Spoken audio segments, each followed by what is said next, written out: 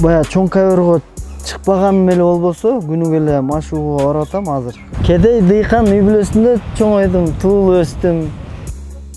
Жашы оор экен. Себеби баары эле чемпион болбойт. Бирөөсү Бакиев учурунда, бирөөсү Отунбай учурунда алдык. Чыдап окушуң керек. Чыдап окуп алсаң, 2 гектар жер бар, ошол жерге келип ташын тер балам деп.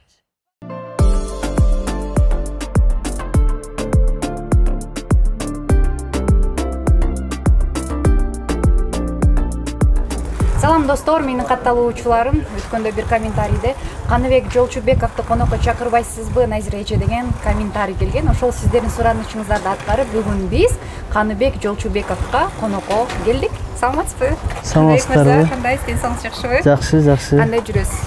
Жакшы, жакшы. Сиз менен ушул ысык Саратанда таза абада кезиккениме абдан кубанычтамын. Биз да кубанычтабыз. Сиздерди соцсеттен көрүп жүрөбүз. Рахмат. Сиз билесиз, менин программага келген адам сөзсүз түрдө өзүнүн фирменный бир тамагын жасап бериш керек да. Анан кийин сиз даярдап болгон этке караганда биз бүгүн ушул ысык Саратанда шишкебек жасап окшойбуз, Буйруса. Бул дагы бир карантинде өзүңүздөр билесиздер, былтыркы жылы карантин үйдө болуп, отуруп калганда, үйдө отуруп калганда, баягы тоодо, все время тоодо болдук, досторум менен. Ошондо бир байкеден үйрөнгөм. Ошону сиздерге бир бүгүн көрсөтүп берейин деген. Бышырып берейин. Келиңиз, мен эмне кылайын? Эмне кылышайын сизге? Сиз бу жерде пияз туурасаңыз болот. Ал эми биз эт туурап турсак. Азыр сиз экөөбүз маринад даярдайбыз ошондо? Маринад даярдайбыз. Маринадка кандай эт керек?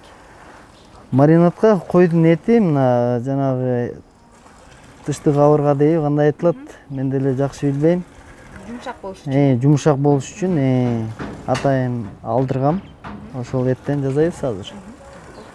Кандай жүрөсүз? Ден-соолугуңуз кандай? Ден-соолугум кандай? Ушундай турайынбы? жакшы. Майда турай бересиз? Майдалаак болуш керек. Майдарак, жукарак. Анан бул эттин дагы пленкалары болот экен. Аны дагы сөзсүз алып коюш керек экен, чтобы баягы шишкебек баягы сагыстай болбош үчүнчү. Жумшак болуш үчүн сөз. Шишкебекти жегенде катуу болуп калат, ошондон улам да. Бетиндеги чарындарын алып. Эмне кылып жүрөсүз? Спорттон кеткениңизге бир жарым жылдай болуп калдыбы? Спорттон кеткеним 15 февралда Кыргызстандын биринчилигинде официально кеткем. Коштошуу кылып, баягы жетишкендиктин артында көп адамдар турат да. Ошол адамдарга жалгыз адам чемпион болуш кыйын. Кыргызда сөз бар го, жалгыздараак бак болбойт деп. Ансыгары жалгыз адам бир жетишкендикке жетиш кыйын. Биздин өзүбүздүн ошол эле менин соперник каршылаштарым менен биргеликте врачтын, агайдын жана колдоочулар менен биргеликте жеткен ийгиликте. Ошон үчүн баарына ыраазычылык билдирип, эл алдында коштошууну туура көрдүм да. Сыр болбосо кеткениңизге эмне себеп болду? Себеп ачык эле, мисалы өзүм ошол 20-21 жашымда 2010-жылы Азия оюндарына бардык. Азия оюндарынан күмүш медаль менен кайтканбыз. Анан ошондо тиленгем 2012 Олимпиадага ушу жаш кезимде барат экенмин депчи. Анан Кудайдын буйругу менен бара албай калдык. Ошол тилегимди эми ушу жаштар ишке ашырат деген ой максаттамын. Кудай буйрса, жоламандан үмүт чоң. Сиз жоламандын машыктыруучусу болосузбу? Жок, жоламандын каршылашы болом. Жоламан менен 10 жаш кичүү. Ал 99-жылкы, мен 89-жылкымын. Ошон үчүн жаштарга берели дедим да. Бирден себеп ошол эле болдубу? Ошол жашта болуп калды, себеп? Ошол анан баягы карантин болуп калды. Анан ошо ойлонуп ошондой чечимге келдик да. Спорттон кетиш оор болсо керек Оор болду. Спорттон кеттим деп бая чоң кабырга чыкпаганым эле болбосо, күнүгө эле машыгууга баратам азыр. Наоборот, спортто жүргөн учур жеңил экен да, себеби уктайсың, тамак ичесиң, тренировка кыласың. Жашоого аралашыш оор экен да. Ар бир адам тилин табыш, ар бир адам менен мамиле кылыш. Оор экен да. Жашоо оор экен. Бул ошондо кадр сыртын алып атат да. Сиз деген Кадр ичинде эле. Жок, айткан себебим, мисалы үчүн спорт менен машыгып, эртең менен машыгууга кирип кетесиз. Көчөдө эмне болуп атканыңыз менен ишиңиз жок. Ишим жок да. Балдарыңыз кантип чоңоюп деле билбейсиз. Билбейм. Эртеден кечке чейин машыгып атасыз, кечине келесиз, тамагыңызды ичесиз, жатып аласыз. Жатып алам. Анан кийин дүйнөгө кыдырып кетесиздер, тоого кетесиздер, мисалы үчүн. Сборго. Демек, сиз үчүн ушул коомго аралашуу оор болгон экен да. Наоборот, оор да. Ар бир адам менен тил табыш, сүйлөшүп, мамиле кылыш. Спортто жүргөндө көз караш башка да ар бир адамдынчы. Спорттон кийин уже кайра баягы күрөш башталат десе болот да. Жаңыдан баягы ыкмаларды үйрөндүк дегенде ар бир адам менен сүйлөшүштү. Ушунун баары кайра жаңы жашоо башталган ошол экен да. Мисалы үчүн спортто жүргөн инсандар мындай сөзүнө бекемдей мага көрүнөт да. Мындай айткандай, дегендей болупчу. Анан сиз айтып атпайсызбы, спорттон тышкары жашоо оор экен деп. Эмнеси менен оор сезилди сизге? Ушул жана туура эме суроо бердиңиз. Биз баягы ишенчек, спортто бир гана тренировка, сбор, баардыгын даяр нерсеге көнгөнбүз да. Мындай айтканда, сиз айткандай сөзүбүзгө турабыз. Бүгүнкү күндө именно жашоого аралашып келгенде ар бир адамдын ар кандай баягы бирөөгө берсең, ал бирөөгө карыз, адан ала албайт. Анан биз ошодон баягы ар бир адам кармалат экен да. Ошон үчүн мындай ишениш кыйын экен бир адамга. Демек, спорт менен машыкпаган инсан менен спорт менен машыккан адамдын айырмасы чоң турбайбы? Аябай эле. Себеби биз аябай заранее билебиз да, мына аракет кылып бирөөгө береси болсом, например, ошол убакта беришим керек. Бере албасам дагы чалып туруп айтып коюшум керек. Бере албай калдым, могу күнү берем депчи. Түшүндүм мен сизди. Ответственность деген баягы бар экен да биздечи. Жоопкерчилик. Башка инсандарда бизнес үчүн бизнесмендерде ушундай жок экенби? Мындай эми баягы кандай десем, мындай ишениш кыйын экен да кыскасы. Келиңиз эми пиязды турап койдум, бул эмне кылайын дагы? Болду ушундай эле. Азыр бияка баарын салабыз. Мариновкагачы бияка салып, именно могу бадрандын суузу менен мариновать этебиз. Мен көрбөптүрмүн мындай биринчи. Бадрандын суузу менен. Берди азыр. Маринад батыраак болобу ошондо? Маринад батыраак болот, баягы туз да кошпойбуз, уже тузу бар, баары даяр да. Эмелерде татымдар да кошулган специялар. Келиңиз малар сала берейин, бул жака. Сала берейин буларды? Жакшы деңиз. Азыр эмне менен алексиз? Азыр эмне кылып жүрөсүз? Азыркы учурда бизнес кылып, азыркы учурда жок майдалайм. Азыркы учурда эчтеке менен алек болбой, азыркы учурда баягы жаштарга көбүрөөк көңүл буралы деп карантин учурунда ойлоп чыккам. Манас, Семетей, Сейтек деген ошол долбооруз боюнча айтасыз. Турнир боюнча. Бул бүгүнкү күндө чоңдор арасында сбор, үзгүлтүксүз турнирлер көп да. Анан жаштарга көбүрөөк басым жасайлы деп младший юнош, кадет, молодежь кылып Манас, Семетей, Сейтек деп атын коюп ошол турнирди көчмө кубок кылдык да. Көчмө деген демек. Көчмө дегенде бул ар бир областта жыл сайын өтсө депчи. Себеби бир адам бир турнир өткөрүш кыйын да, жылда өткөрүш. Ал эми спонсорлор менен, баягы өкмөт менен биргеликте өткөрсөк, ар бир областта бул жеңил келет. 10 жылга чейин өткөрө алабыз да. Ар бир турнир. Ошон үчүн бул проект 10 жылдык проект. Кудай буйрса, азыр Ысык көл областында, Каракол шаарында өтөт. 18-ден 21-ине чейин. Ар бир областтан тандалган 10 эле бала катышат. Ар бир салмакка бирден. Берде Сейтекте 80 эле бала болот. Семетейде 80. Ошондо 160 бала тандалган Кыргызстандын ичинен. Ар бир областтан. Ал тандалгандарды кандай борборго алып келип туруп өстүрөсүзбү, таптайсызбы? Жок, таптабайбыз. Булар тандалып, ар бир район, область утуп келип, андан кийин ушул Семетей, Сейтекке катышалат. Максат ошондо турбайбы? Максат ошондо. Баш байгелери барбы? Баш байгелери бар. Акчалай, жакшы медалдар жасатканбыз. анан кубок. Логопедин да жазатканбыз, логопед деп болот экен, ошону жазатып медалдын калпын. Анан ошол медаль эми 10 жылга чейин калат да.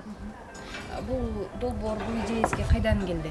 Эмнеден себеп ушундай? Бул долбоор биз мен күрөшүп жүргөндө эме турнирлер көп болчу. Кичекей балдар арасында. Ошонун себебинен бүгүнкү күндө чоңдор арасында жетишкендиктердин баары ошол себептен да. Бул кичинебизден бул фундамент да. Азыр ошон үчүн биз кичекей балдарга көңүл бурсак, Кудай буйрса, бизде дагы бүгүнкү күндө чемпион мир, олимпийский чемпион жок. Ошону чыгарыш максатында дагы мага ошол бая ой келди да. Себеби Россияда билесиздер, олимпийский чемпион, 3 жолку олимпийский чемпиондор бар. Эмне үчүн бизде тубаса дейбиз, талант бар дейбиз тубаса, бизден да чыгыш керек да. 3 жолку, 2 жолку чемпион мир, олимпийский чемпиондор чыгыш керек. Каныбек мырза, мына спорт тармагында жүргөнүңүзгө бир топ жылдар болду да. Анан спортчулардын үнү жогору жакка жетпей эле калып кетет да. Биздин спортко эмне жетишпейт деп ойлойсуз? Эмнеге биз ошол олимпиадага даярданып атканда колдоо көрсөтпөйбүз? Тескери ал медаль алып келип, байкуш карызга батып, өз чөнтөгүнөн акча чыгарып, ошол жака катышып келип, анан гана биз көңүл бурабыз да. Анан гана кишилер пайда болуп, аэропортко чуркап калабыз бүлдөрүбүздү көтөрүпчү. Эмнеге биз ага чейин ошого бир үмүт жаратпайбыз, ошого бир мүмкүнчүлүк бербейбиз? Биз ага ишенебиз. Канайым көрсөтчү өзүңдү деп, ошону актайм деп, балким ошол желекти көтөрөм деп адам үмүт менен кетсе, балким ушул убакка чейин бир сиз айтмакчы күчтүү жеңүүчүлөр чыкмакпы? Кандай дейсиз? Жок, бүгүнкү күндө мамлекет тарабынан жакшы эле каралып атат. Жакшы эле дегениз кандай? Стипендияңыздар эч нерсеге жетпейт дейм. Ачык эле айтыш керек. Эми зарплата результатка жараша, ар бир спортсмен өзүнүн жетишкендигине жараша. Ал эми баягы үзгүлтүксүз сборлор бул мамлекет тарабынан каржыланат. Ар бир сбор бул мамлекет каржылайт. Мени 2006-дан бери мындай бир эле бөлүп коебуз. 2006-дан бери мамлекет каржылап келет ушул убакка чейин. Мамлекет тарабынан 2 үй алгам. Сиз? Мен. Эми бирок үй алган, кандай десем, Кыргызстанда саналып калган спортсмендер болсо керек, бир 10 чакты. Бирок баары ага жете албайт да. Эмнеге деген суроо? Эмнеге дегенде, эми баягы өзүнүн ар бир адамдын, жанагы айтат го кыргызда, багынамбы? Эл эмгегин жер жебейт дейт го, ансыгар эмгек кылыш керек. Бир гана эмгек, калган баары Кудай таалам берет да. Ошон үчүн баягы ар бир адам өзү иштегенине жараша алат, үзүрүн көрөт да. Анан мен ойлойм, балким ошого жараша алдыкпы депчи. 2 үй кайсыл президенттер учурунда берилет? Бирөөсү Бакиев учурунда. Алдыңыз, Алдым. Документтик турда анткени бир ыз ичүүдө болуп жүрбөдүңүздөрбү, билесиздерби? Үйлөр берилбей, машинелер берилбей. Бирөөсү Отунбай учурунда алдык. Анан досторум бар, баягы машина 2 жолу белек кылышты. Бирөөсү Toyota Highlander, бирөөсү Forester Subaru. Анан күлүк жактарынан досторум где-то бир 6-7 ат мингизген. Ошол жакшы буйруса. Негизи мамлекет тарабынан жакшы эле каралып атат. Болгону мамлекет тарабынан спортсмендерибиз жумуш менен да камсыз болсо жакшы болмок да. Жумуш дегениз кандай мисалы үчүн? Мисалы үчүн ошол эле спортто жүргөндө эле окууну бүттү, бала армияга барыш керек. 1 айлык жанагы присяга бергенден кийин, 1 айдан кийин аны кой берип, дальше спортто эле жүрөт ал. Бирок 1 айлык присягасын бербеди. Андан кийин кайра баягы сбордон тышкары барып тура турган кылыпчы. Спорт роталарга, жок, ошол армияга барса, бул биринчиси. Экинчиси, университетти бүткөндөн кийин кандайдыр бир 0,3 ставка менен аны жумушка алса, ал спорттон кеткенден кийин ал билет да, что эртеңки күнү менин жумушум бар деп. Мисалы үчүн экономист деп коелу, Экономист, например, ал сборго 15 күнгө кетти, ал кандайдыр бир кагаз алып барып, жумушуна тапшырып мен кетип атам, сбордомун баланча. Себеби баары эле чемпион болбойт. Себеби экинчи, үчүнчү номерлер бар. Баары чемпион болуш кыйын. Бирок ошол 10 адам, 100 адам, 1000 адам ичинен бир чемпион чыгарабыз да. Ошон үчүн берде деген 1000 адам турат. Ошонун баарын баягы жумуш менен камсыз кылыш кыйын да. Бул негизи жакшы инициатива экен. Бир эле чемпион чыгат негизичи. Айлык акысы кетип турат. Айлык акысы спорттон кетип. кеткенден кийин өзүнүн ишине барат. Ишине барат сразу эле. Негизи азыркы күндө мен спорттон кетип, баягы жазып атам. Өзүмдүн баягы кичекей жаш кезинен баштап капитал болсо деген максат, андан кийин жумуш менен камсыз болсо, ошол эле спецназ, альфага биздин балдарды алса депчи. Себеби даяр. Аларды бир гана окутуп, андан кийин автомат кармаганды үйрөтсө, ал балдар даяр. Себеби ошол жерден пенсияга чыгып, ошол жерден баягы үйлүү болуп, балдарга аябай жакшы болмок. Кыргызстанда туруктуулук болсо, президентибизге ошондой бир кат жолдосом деген максатым бар, Кудай буйрса. Бүгүнкү күндө ар бир баягы башыман өткөн нерсени жазып атам. Спортко 98-99 жыл келген. 22 жыл болду спортто жүргөнүмө. Анан баягы башымдан өткөндү баягы жаштар, биз көргөн кыйынчылык жаштар көрбөш керек да. Себеби азыр заман талабына жараша баягы алдыга жылуу болуп атат. Биз дагы туруп калбай жылышыбыз керек. Ар бир баягы спортчуну табыш кыйын. Баягы жерден алтынды тапкандай эле ар бир жерлерден агайлар бирден бала чыгарат. Аны болсо Борборго жиберет спорт интернатына. Спорт интернатынан дагы келип туруп иргелип анан бир чемпион чыгат да. Бул туурабы? Жок, бул туура, бирок ошол кыйынчылык менен. Бирди чыгарып атабыз. Биз бирди чыгарбай жок дегенде бир 10ду таптасак, Гулливанттар таптагандай кылып. Мен айтканым бул баягы канча деген адамдын артынан бир гана чемпион чыгып атпайбы? Мен салмагымда эле канча балдар күрөшкөн. Ошол эле Уран Калилов, анын учурундагы балдар, андан кийин Арсен Эралиев, анын учурундагы балдар, андан кийин менин учурумдагы балдар күрөшпөй калды да. Биз баягы биринчи номер болдук, анан кийинкилер күрөшөт, бирок бизди дайындап атты да. Азыркы учурда Жоламан учурундагы балдар Жоламан даярдап атат да. Ошо ансыгар эле баягы биринчи номер даярданат, калгандар калып атат дегеним да. Ошон үчүн ал иш менен камсыз болуш керек. Андан көзөмөлгө. Туура айтасың, мага бул негизи инициативаңыз аябай жакты. Эмне кылдык? Бул биздин этибиз даяр болду. Даяр болду. Буну баягы суузун куябыз. Бул жака буну атайын базардан аттарын билесизби? Бүт нерсе шашлыкка деп жазатып алып келдим да. Универсальная приправа. Универсальная приправа. Анан баягы берки пленкадагылар эми ар бир ар кандай экен да. Бул жерде даяр да уже.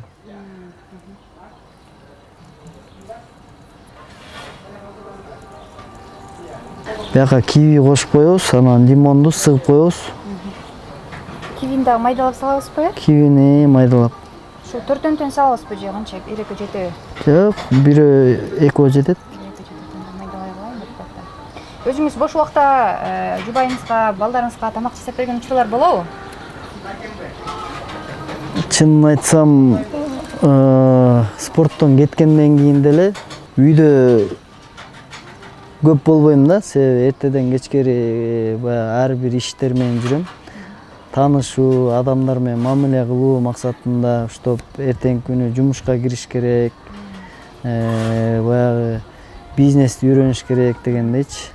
Азыр мисалы үчүн бош болгон учурларда жок дегенде жумуртка куруп бере калып, мисалы үчүн сиз бизге шишкебек жасап берип атпайсызбы? Балким бир тоого чыгып шишкебек жасап бересизби? Келинчегим биринчи боюнда бар кезде ошо бир картошка менен курдак кылып бергем да.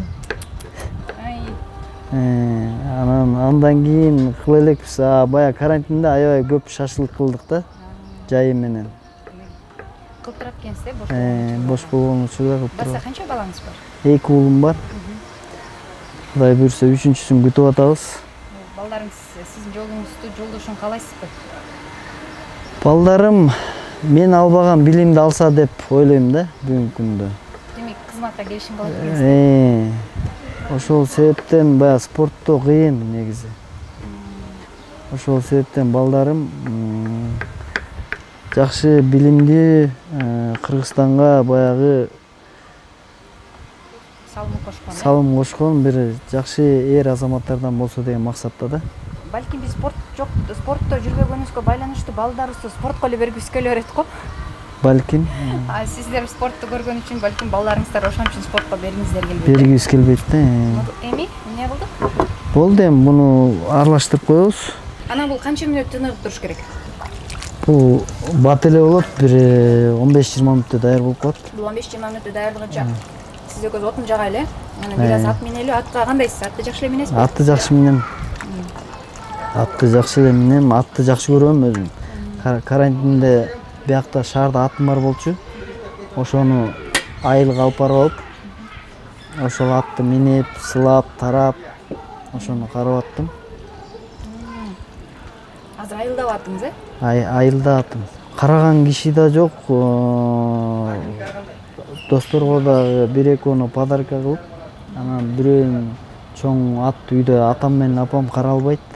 Сатып бердим. Айылдабы? Сатып бердим, анан азыр бир бээ, анан бир тай, ошону да карап, бир ой үйдө, ошентип карашат үйдөгүлөр.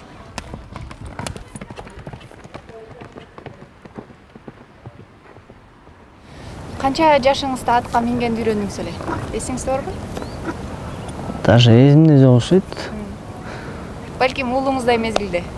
Биз эми айылда көбүнчө тиги башында мурун билесиңерби, эшектер көп болчу. Эшек эле минчик, анан азыр эле эшектер жок эсе, баардык үйдө эле бирден ат, баягы анда минбейт, араба кошпойт эч ким. Азыр араба редко кишиде эле бар окшойт. Мурун бирден ат унаасы бар азыр. Ошондой болуп калды да. Мурун негизи атка минүү ден соолукка пайдалуу дейт го. Шаар чекесине чыгып ат минип турасыздарбы? Бир дос баламдыкы гайд паркка келип, ошол ат минип, былтыр дагы өзүмдүн атым бар болчу. Карантинде алып кеттим мен. Ага чейин ошол жерде турчу. Бул жакта турчу. Азыр уже эме карантинден кийин ошо айылга алып кетип ошодон бери. Ата чуркатыңыз? Чуркатайынбы? Кой чуркатпаш керек да. Алага чыгып кетсечи. Ат минген жагабы, э?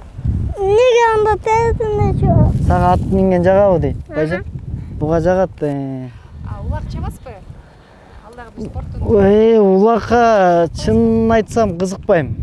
Бирок улакка дагы бүгүнкү күндө баягы Бакай Ата районунун мен чоң атам 100 жылдыгын берип, 2 жылдан бери быйыл 3-чү жыл мен турнирин өткөрөм. Жыл сайын. Бакай Ата 9-10 айлык өкмөт чабышат биздин райондо. Ошол чоң атам атынан турнир кылып койгонбуз. Уже быйыл 3-чү жол өтөт. 2 жол өткөрүп бердим. Байгелерин сайып, ошо баягы кандай айтсак эми аларда машыгуу десек болот да, баягы. Машыгуу катарында ошо Бакай Ата районунда чабышат. Кандай сурады? Кандай үй бүлөдө чоңойдуңуз? Кандай үй бүлөдө? Кедей дыйкан үй бүлөсүндө чоңойдум, туулуп өстүм. Андан кийин ошо бала чагым айылда өттү. Андан кийин ушул спорт интернатына келип тапшырып, 7-чи классты бүтүп келип тапшыргам, 8-чи класстан баштап. Андан кийин ошол спорт интернатында өттүм. Мен бала чагым десем да болот. Бир гана эмгектенүү менен тренировка, машыгуу. Канча бир туугансыз? 6 бир тууган. Жалгыз уул, 5 кыз. Кандай бактыңыз? 5 эжеңиз барбы же 5 карындашыңызбы? 4 карындаш, 1 эжем бар. Бүгүнкү күндө баары турмушка чыккан, ар бири өзүнүн үй бүлөсү менен. Эң кичүү карындашым 99-жылкы. Анда бир уулу бар. Ошол баары үй бүлөлүү, ар бирибиз өзүнүн жол менен кеттик десек болот. Азыр ушурда айылда үйдө ким турат? Айылда атам менен апам бар. Анан кыздар барып турат, биз барып турабыз. Анан шаарга алып келейин десем, пока кое тур, биз жашпыз, айылда эле болобуз дейт. Атам дыйкан, мурун союз таркагандан кийин бригадир болгон, союз таркагандан кийин анан баягы үйдө эле. Ата эне деген бул эми кымбат нерсе да. Ата-эне эч нерсеге алмашкыс. Бейиш ата-эненин таманында дейт. Ошон үчүн ата-энебизге терең ыраазычылык гана билдиребиз. Ар дайым кызмат гана кылабыз. Ушундай тарбия берип, эркектик мүнөзгө үйрөткөн атама рахмат. Ошол спорт школго алып келип тапшырып, ушул жактан чемпион болосуң сен деп тапшырып кеткен. Ишенген. Бир учур болгон спорт школдон мен кетип калайын деп. Ошол учурда атам айткан, чыдап окушуң керек. Чыдап окуп алсаң 2 гектар жер бар, ошол жерге келип ташын тер балам депчи. Фасоле айта депчи. Ансыгары бул атанын баягы сөзү ок деген чын да. Катуу тиет. Бирок ата-энеме ыраазымын. Себеби баягы акырындык менен ар кандай акыл насааттар менен чыдамкайлуулукка үйрөттү десем болот да. Ошол андан кийин мына 22 жыл кантип өткөнүн билинбейт экен спортто. Анан ар бир спортчуга айтмакчымын, спортто жүргөндө баягы эртең даярданам, бүрсүгүн даярданам, убакыт бар деген болбош керек. Ар бир күн ошол күнгө даярдык болуш керек да. Ийгиликке жетиш үчүн ар бир күнгө настрой кылыш керек да. Биздин эме Мариновкабыз даяр болуп калды болуш керек. Жүрүңүз эми. Шишкебек бышырабы.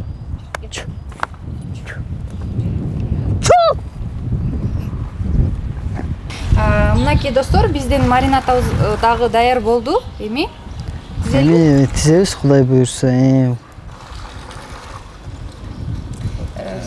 Кандай музыка окуган жакшы көрөсүз? Мага кызык да, сиздей болгон спортсмен кандай музыка угат? Биз эски ырларды эле жакшы көрөбүз. Мисалы? Чоок Сатаевдин ырлары. Ушундай эски Сыймык Бешеке, Бекбор Биев. Каныбек мырза, бир өкүнгөн учурларыңыз болобу? Кап ушул жерде ушуна кылганда мындай болмок, эмнеге мен ушундай кылдым? Мен билгем да ушуна болот экен. Өкүнгөн учур негизи артка кайтсак көп эле учур болсо керек.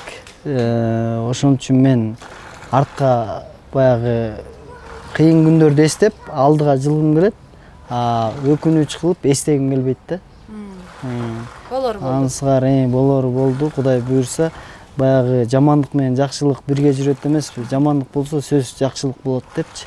Жакшылык болгондо Кудайга шүгүр келтирип, Кудай буйрса баары жакшы деп алдыга жылы бергенди жакшы көрөм.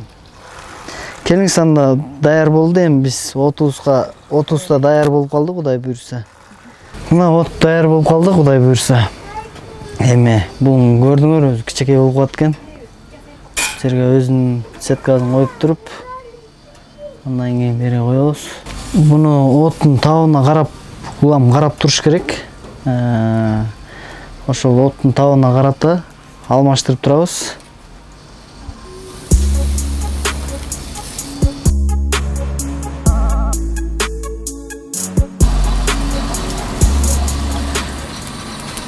Көрдүңүздөр, биздин шашлык Кудай буйрса даяр болду. Эми албетте жана айтат го, чымчыкты сойсо да касапчы сойсун депчи. Эми шашлыкты биз баягы колдон келишче баягы өзүбүз жеш үчүн жасайбыз. Эми баягы кардарларга шашлык бышыруучулар баягы башкача бышырса керек. Эми биздин шашлыкты даамдап көрөлү. Мына Каныбек мырза экөөбүз жасаган шишкебектер даяр болуп калды. Келиңиздер, эми даамдап көрөлү. Курсак ачты. Даамдап көрөлү эми, курсак ачты. Обед учуру болду как раз. Сиз эми эркек киши, сиз биринчи алыңызбы сымыла? Жок, эркек киши, бирок салып берейин. Макул. Даамдап көрөлү. Баарыңыздарды даамдап көрүүгө чакырабыз. Кандай?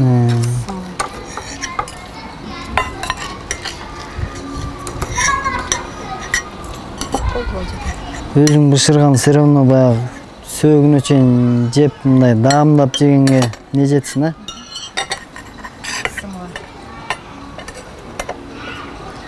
Сымыла жеп көрөлү. Аябай жумшак болуп, сонун болуптур. Сонун болуп турбу ушул? Чынында эле. Негизи ошол кийге кошулган шишкебектер ушундай жумшак болот да, ал эмтеп жумшартып турбайбы? Да, эртерээк чыгарып койдук окшойт. Негизи туруш керек болчу дагы кичине. Жок. Аябай соңдоптур. Кымыздан алыңыз. Карачы кандай кыргыздын тамактары кандай дамдуу, Эттен кийин кымыз. Кымыз. Канек мырза, биздин көрсөтүү сизге эмнеси менен жакты? Сиздердин көрсөтүүңүздөрбү? Сиздердики бүт тармакты тартканыңыздар абдан жакшы экен.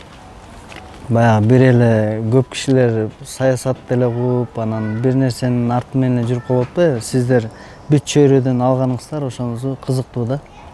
Канек мырза, биздин көрсөтүүбүзгө каарман болуп бергениңизге чоң рахмат. Жалпы Жумурай журтка өзүңүздүн каалоо тилектериңизди айтса, эфирибизди чыйынтыктайлы. Эң биринчиден Кыргызстаныбызда тынччылык болсун, бөөдө кырсыктан алыс бололу. Анан баса белгилеп айткым келет, өнүгүү жолуна түшөлү, ар бир жаран Кыргызстанга өз салымын кошуш керек. Бул өз салымын кошкон деген ар бир жаран өзүнүн үй бүлөсүн жакшы карап, жакшы жетишкендиктерге жетсе, бул Кыргызстанга кандайдыр бир салым.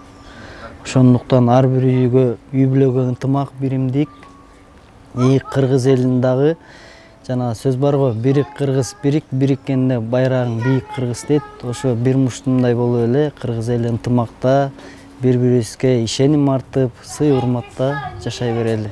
Ар дайым келип туруңуздар, жакшылыктын үстүндө, жакшы дасторкон үстүндө. Сиздерди көргөнүмө да кубанычтамын, дагы бир жолу. Ар дайым жакшы дасторкон үстүндө жолугушуп жүрө берели. Сизге да чоң рахмат. Ошо Ысык көл областында өтүүчү турнириңизди жакшы өткөрүп алыңыз. Ойдо Кудай кылып, Кудай буйруса, бул самалык токтобой алдан ары улана берсин. Эмне демекчимин, ынтымагы бар элдин таалайы бак ачылат дейт. Ушундай багыбыз ачылып эле, бактылуу болуп эле, өнүгүп өсүп эле жүрө берели, кандай мырза. Буйруса. Сизди көргөнүмө кубанычтамын. Достор, коштошпойбуз. Кудай буйруса, эмки эфирде сөз түрдө жолугушабыз. Бул материалды сиздер толугу менен Назира Бердиоглованын расмий YouTube каналынан көрө аласыздар. Баш бармакты басууну унутпаңыздар, комментарий калтырыңыздар жана менин YouTube каналыма катталып коюңуздар. Көрүшкөнчө